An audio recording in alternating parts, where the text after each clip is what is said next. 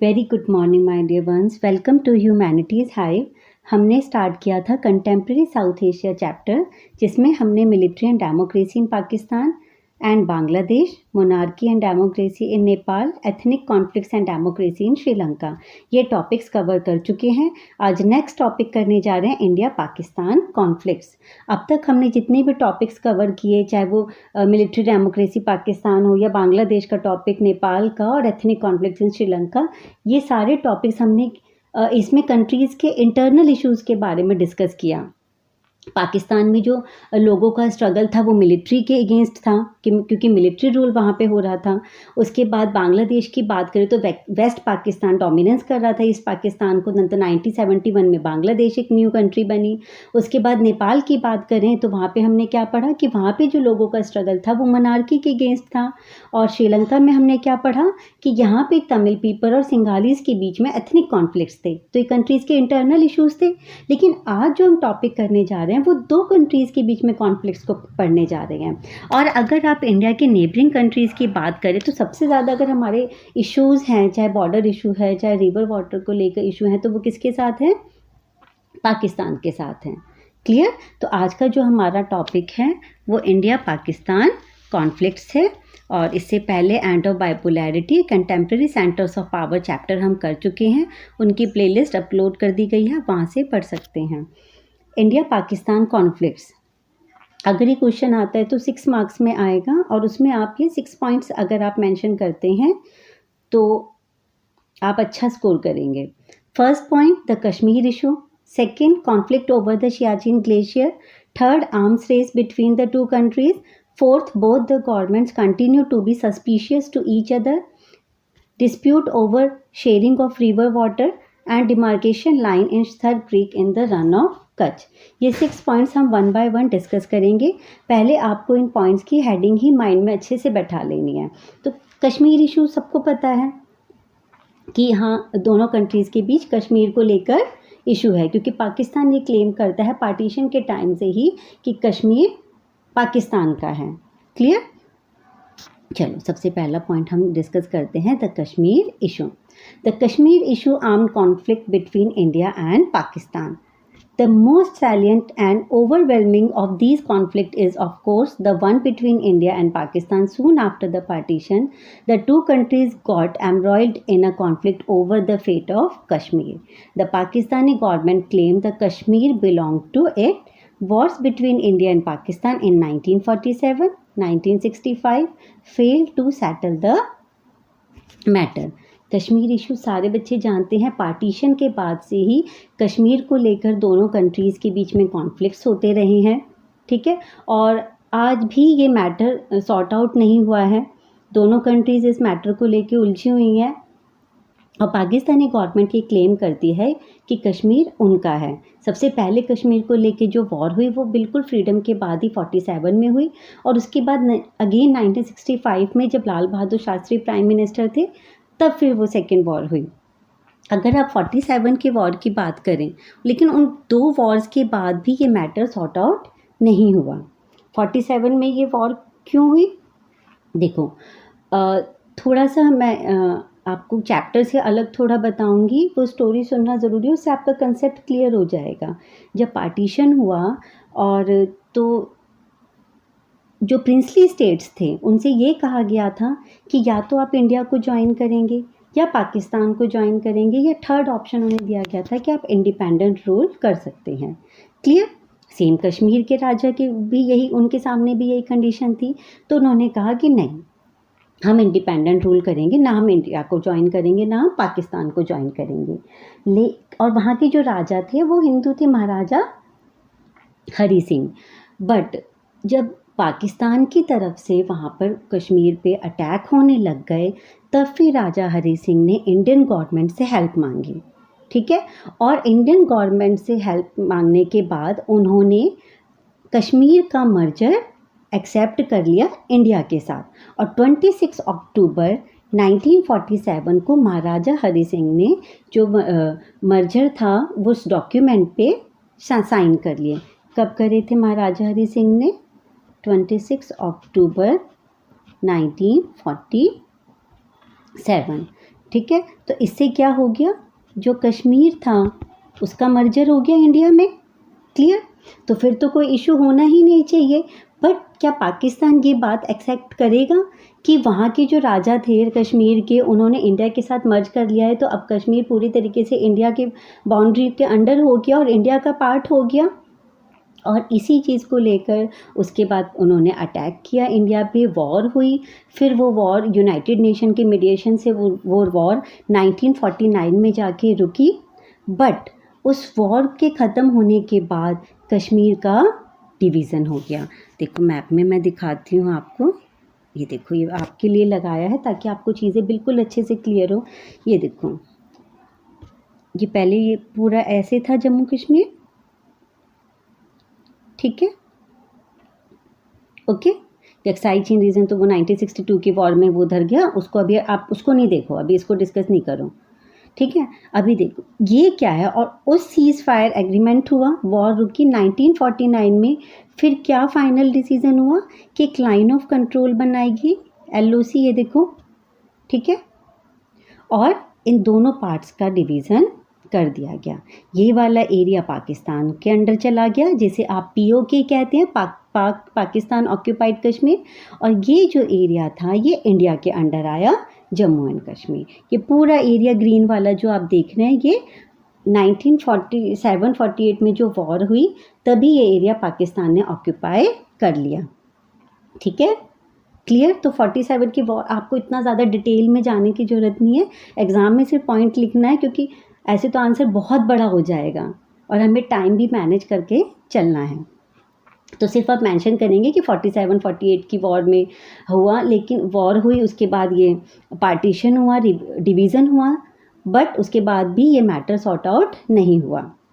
Clear हो गया आपको? चलो, the 47-48 war resulted in the division of the province into Pakistan occupied Kashmir POK and the Indian province of Jammu Kashmir divided by the line of control. Done, चलो आगे बढ़ते हैं। In 1971, India won a decisive war against Pakistan, but the Kashmir issue remained unsettled. 1971 में जब Indira Gandhi prime minister थी, तभी भी India और पाक के बीच वॉर हुई। वो वॉर क्यों हुई? क्योंकि इंडियन गवर्नमेंट ईस्ट पाकिस्तान, मतलब जो बांग्लादेश बना, उसको सपोर्ट कर रही थी इंडिपेंडेंट होने में। तो उस वजह से भी हम दोनों कंट्रीज़ के बीच में वॉर हुई। लेकिन फिर भी ये मैटर एज़ यूजुअल ऐसे ही रहा। अगर आप 1965 की बात करें तो 1965 में भी पाकिस्तान ने हमारी कंट्री पे अटैक किया जब लाल बहादुर शास्त्री प्राइम मिनिस्टर थे, बट उसके बाद भी ये मैटर सॉर्ट आउट नहीं हुआ। आई होप कि कश्मीर इशू वाला पॉइंट आप बच्चों को अच्छे से क्लियर हो गया होगा। चलो अब सेकेंड पॉइंट करते हैं। ये मैप आप माइंड में बैठा लेंगे तो आपको बिल्कुल पॉइंट क्लियर हो जाएगा। उसके बाद आते हैं conflict over a Siachen glacier. Siachen glacier सबसे पहले मैप में ही देख लो, मैंने लगाया है, ये देखो, ये दिख रहा है आपको सियाचिन ग्लेशियर इधर, ये जो ये वाला एरिया है, ओके, ये सियाचिन ग्लेशियर है। इस पे इंडियन कंट्रोल है, लेकिन पाकिस्तान भी अपने ट्रूप्स यहाँ पे तैनात करके रखता है। क्यों? क्योंकि वो क्लेम करता है कि ये हमारा है, और जबकि ये इंडिया के अंडर है। और ये क्यों इम्पॉर्टेंट है? क्योंकि यहाँ से इंडिया जो है चाइना पे भी नज़र रखेगा और यहाँ से POK पे भी नज़र रखेगा, तो इसलिए भी ये हमारे लिए इम्पॉर्टेंट है। क्लियर? देखो, और सियाचिन ग्लेशियर को लेके भी दोनों कंट्रीज़ में डिस्प्यूट है, दोनों अपना अपना क्लेम रखती हैं। Conflict over the Siachen glacier 12,000 feet above the sea level also led to a costly war between the two countries. Pakistan had sent troops in large numbers with the view of strengthening its hold over the glacier, and India retaliated. In 2005, our Prime Minister declared this region a zone of peace. Pakistan time time पे अपने troops यहाँ पे भेजता रहा कि अपना hold वो उस पर बनाए रखे, ठीक है, लेकिन इंडिया ने भी उसको रिटेलिएट किया, जवाबी कार्यवाही की, और 2005 में हमारे प्राइम मिनिस्टर ने इसको जोन ऑफ पीस भी डिक्लेयर किया। बट अभी भी दोनों कंट्रीज़ की आर्मी यहाँ पे तैनात हैं, और इसका भी जो मैटर है अभी पूरी तरीके से सॉर्ट आउट नहीं हुआ है। और सबसे बड़ी बात कि वर्ल्ड की हाईएस्ट बैटल फील्ड है, और 1984 में दोनों कंट्रीज़ में सियाचिन ग्लेशियर को लेकर कॉन्फ्लिक्ट हुए थे 1984 में, क्योंकि पाकिस्तान पूरी तरीके से अपना होल्ड इस पर बनाना चाहता था। फिर इंडियन गवर्नमेंट ने उसके अगेंस्ट क्या चलाया, ऑपरेशन मेघदूत। ऑपरेशन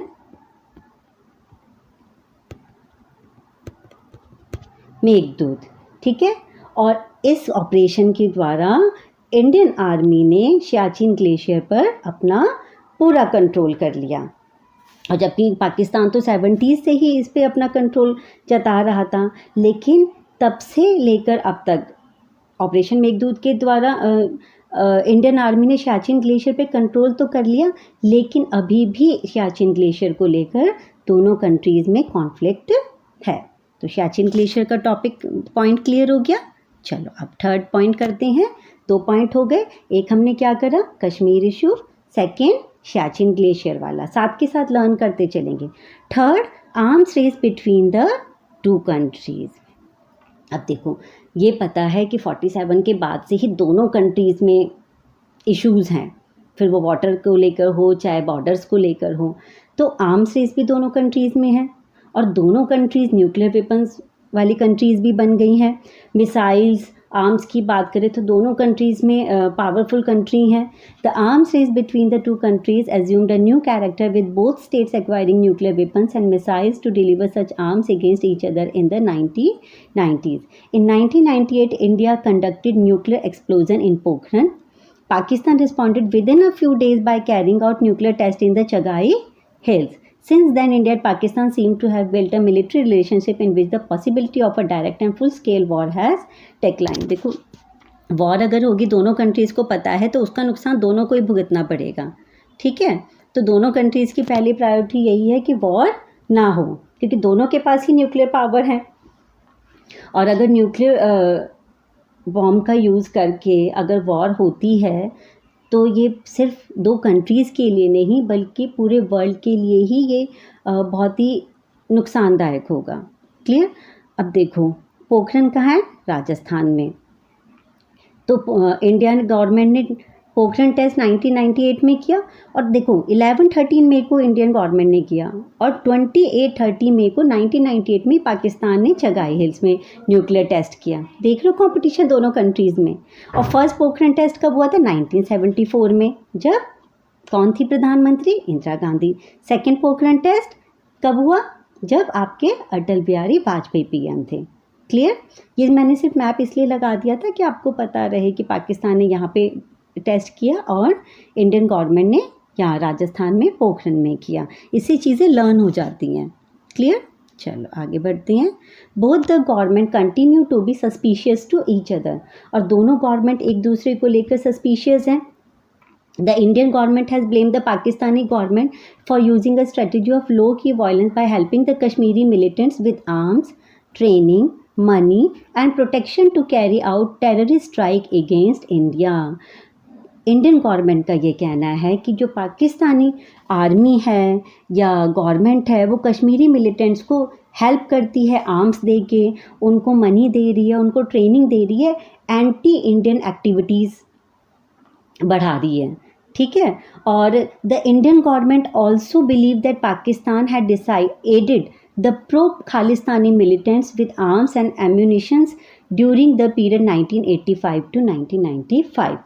खालिस्तान मतलब आपका जो पंजाब वाला एरिया है जो पाकिस्तान से जुड़ा हुआ है, ठीक है। यहाँ पे जो सिख पीपल्स हैं वो डिमांड कर रहे हैं कि खालिस्तान एक अलग कंट्रीज बना दी जाए, और उन लोगों का कहीं ना कहीं पीछे से कौन सपोर्ट कर रहा है, पाकिस्तान सपोर्ट कर रहा है, ऐसा इंडियन गवर्नमेंट का कहना है।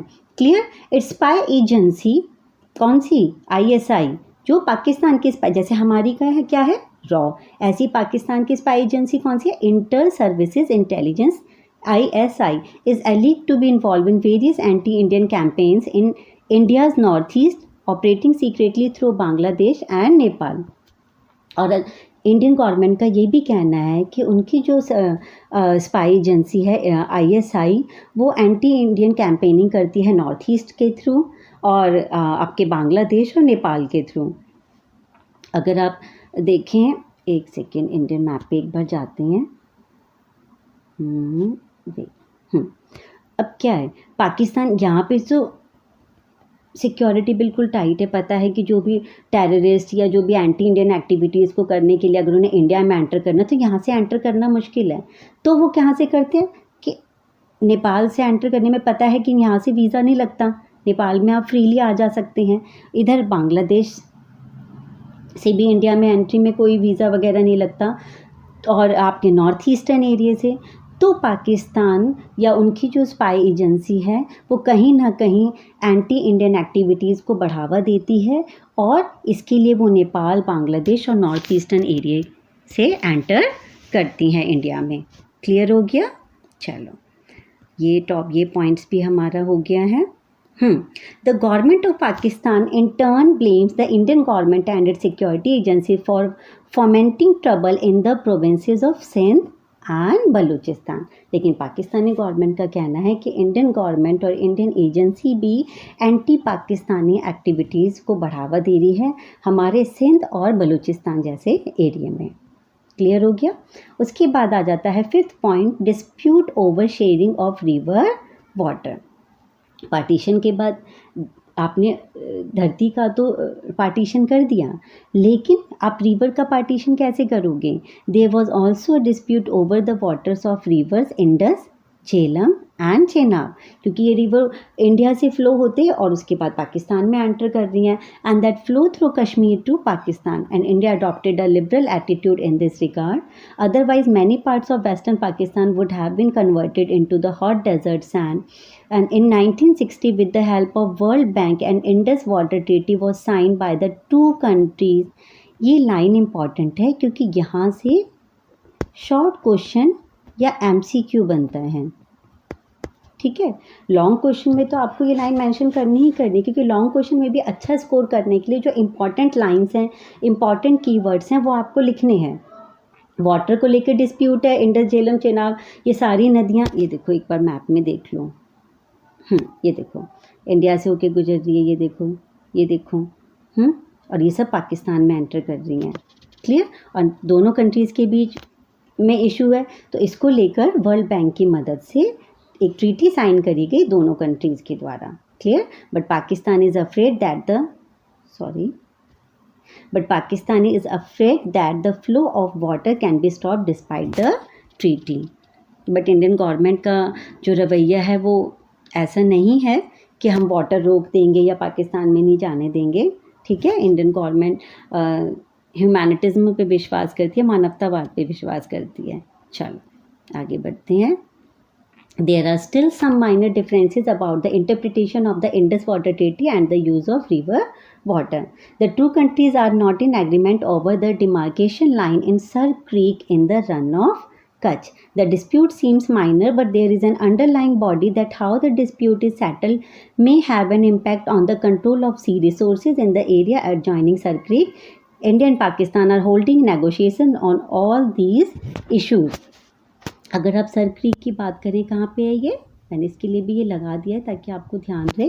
देखो आपके गुजरात से जो पाकिस्तान का एरिया जॉइंट है, ये देखो इधर से ये जो बॉर्डर जा रहा है, ठीक है, सिंध और गुजरात के बीच ये जो दिख रही है, ये लाइन से रेड डॉट से, ये कैनल, इसको लेकर दोनों के बीच इशू है।